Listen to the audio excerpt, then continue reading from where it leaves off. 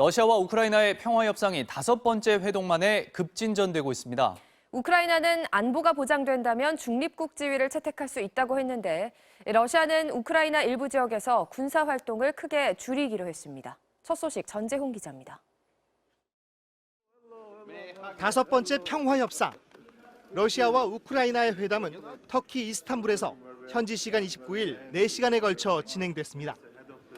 우크라이나는 협상에서 안보가 보장되는 체제가 마련되면 중립국 지위를 채택하겠다고 제안했습니다. І юридично зобов'язуючі гарантії безпеки України, які за своїм змістом і за своєю формою повинні бути аналогічні статті 5 НАТО.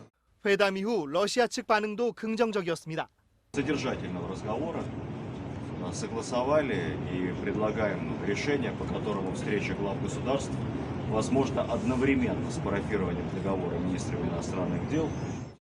우크라이나는 회원국이 전쟁 시 안전보장국이 자동 참전하는 나토 5조와 비슷한 구속력 있는 안전보장안을 제시한 건데 안전보장국으로 터키와 독일, 캐나다, 이탈리아, 폴란드, 이스라엘 등이 거론된 것으로 전해졌습니다. 중립국이 될 경우 우크라이나는 외국 군사기지도 영토에 두지 않겠다고 약속했습니다.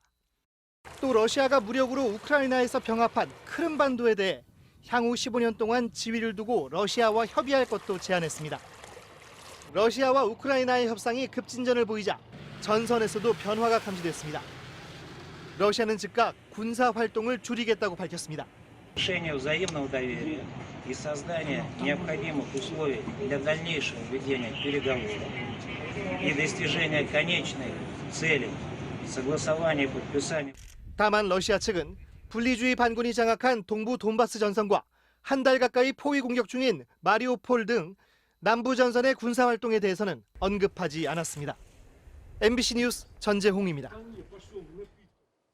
미국은 러시아의 군사활동 축소 방침에 대해 지켜봐야 한다는 신중한 입장을 내놨습니다. 실제로 군사를 물리는 행동에 나설 때까진 어떤 것도 예단하지 않겠다는 겁니다. 워싱턴에서 김수진 특파원입니다. 우크라이나 수도 키이우 공격을 대폭 줄이겠다는 러시아의 발표에 대해 미국 바이든 대통령은 어떤 의미도 부여하지 않겠다며 신중한 입장을 보였습니다.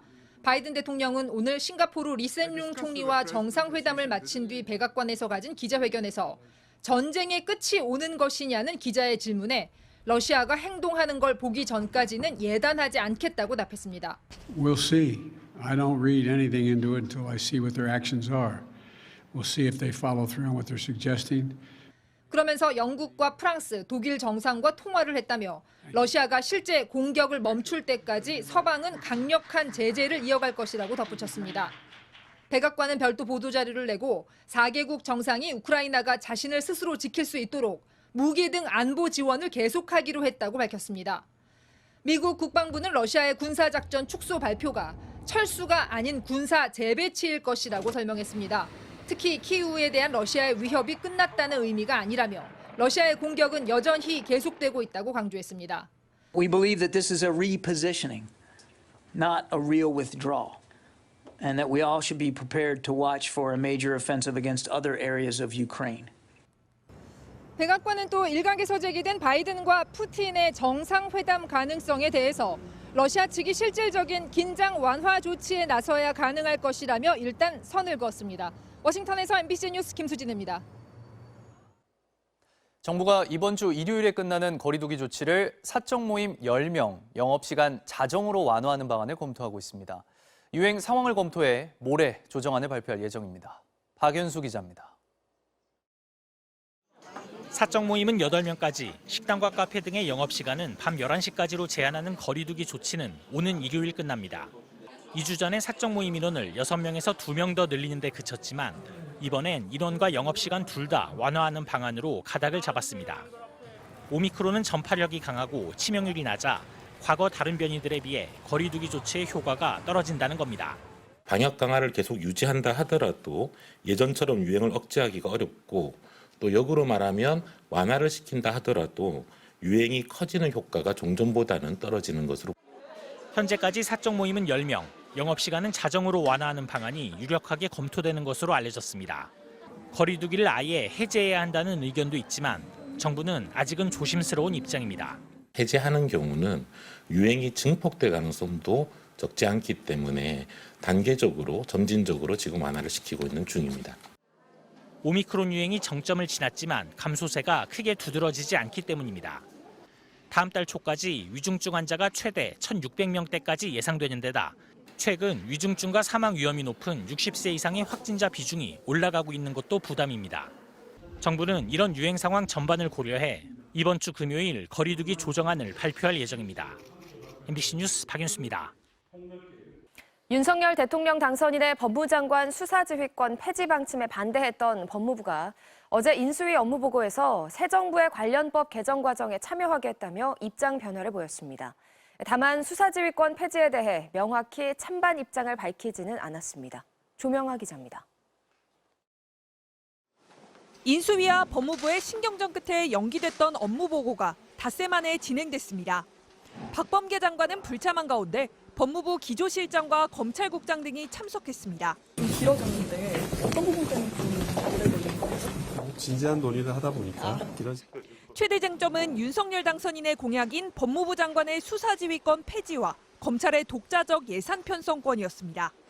박범계 법무장관은 검찰총장에 대한 장관의 수사지휘권을 유지해야 한다는 기조로 법무부 업무보고가 이뤄질 것이라고 예고했습니다. 업무보고에서 인수위원들은 수사지휘권이 권력의 검찰 통제로 사용돼 검찰의 독립성이 훼손됐다고 지적했습니다. 이에 대해 법무부는 수사지휘권 폐지에 공감하지 않았다고 인수위원들은 밝혔습니다. 그러나 장관의 수사지휘권 행사로 검찰 중립성 논란이 발생했다는 점에 공감했다고 인수위원들이 전했습니다. 검찰의 독자예산권 부여에 대해 법무부는 대통령령으로 직제 규정만 바꾸면 독자예산 편성권을 부여할 수 있다는 인수위 주장도 검토할 수 있다고 말한 걸로 알려졌습니다. 법무부는 일단 명쾌하게 동의하는 답변을 내지는 않았습니다. 각종 법령 개정 작업이 있을 때 적극 참여하겠다는 입장은 명확히 밝혔습니다. 인수위 측은 수사지휘권 폐지에 공개적으로 반대한 박범계 장관을 겨냥해 그런 입장을 낼 위치에 있지 않다고 비판하며 당선인의 의지가 강하다는 점을 거듭 강조했습니다. 훈령 개정을 통해서도 할 수 있고 여러 가지 방법이 있으니까 대통령 당선인의 의지가 강하다는 말씀을 드립니다. 결국 당선인 측은 수사지휘권 폐지와 검찰의 독자예산권을 부여하는 쪽으로 정책을 추진할 것으로 예상되고 검찰권에 대한 민주적 통제 장치가 사라질 가능성이 있다는 비판도 더 커질 전망입니다. MBC 뉴스 조명아입니다. 검찰총장에 대한 수사지휘권은 헌정사상 모두 4번 발동됐는데 그중 2번은 윤석열 당선인이 검찰총장 시절 지휘를 받은 당사자였습니다.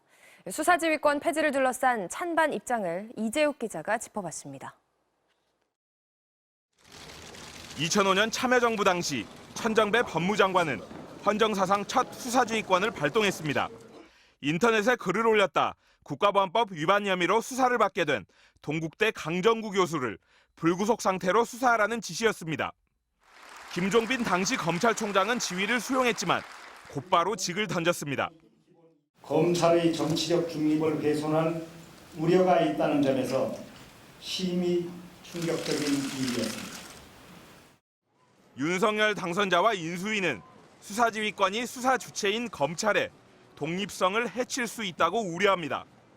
반면 구속할지 재판에 넘길지 여부까지 검찰이 다 결정하는데 최소한의 견제 장치는 남겨야 한다는 게 법무부의 입장입니다. 지난 2020년 추미애 당시 법무장관이 당시 윤석열 총장에게 발동한 2차례의 수사지휘권, 최측근인 한동훈 검사장이 연루된 사건, 또 부인 김건희 씨와 장모가 피의자인 사건에 윤 총장이 개입하지 말라는 지휘였습니다. 책임 행정의 원리, 투명성의 원리로 놓고 볼 때 아직은 수사지휘권이 필요하다는 입장은 여전하고요. 검찰이 독자적으로 예산을 편성하는 문제도 의견이 갈립니다. 인수위는 경찰청과 국세청은 자체적으로 예산을 짜는데 대검찰청만 법무부를 통해 예산을 받고 있다고 지적합니다. 법무부는 다른 기관들과 형평성 문제는 공감하지만 특수활동비 등 불투명한 예산을 견제할 장치가 우선이라는 입장입니다. 인수위는 또 문재인 정부가 축소시켰던 검찰의 직접 수사 범위도 다시 넓혀야 한다는 입장입니다. 다만 수사지휘권이나 예산, 수사권 범위까지 모두 법을 고쳐야 되는 사안이라서 민주당이 국회 다수를 차지한 현 상황에서 하나하나 추진이 쉽지는 않아 보입니다. 이 때문에 인수위는 법무부 훈령을 고쳐 수사지휘권 행사 조건을 까다롭게 하는 등 우회 전략을 펼칠 뜻을 밝히기도 했습니다. MBC 뉴스 이재욱입니다.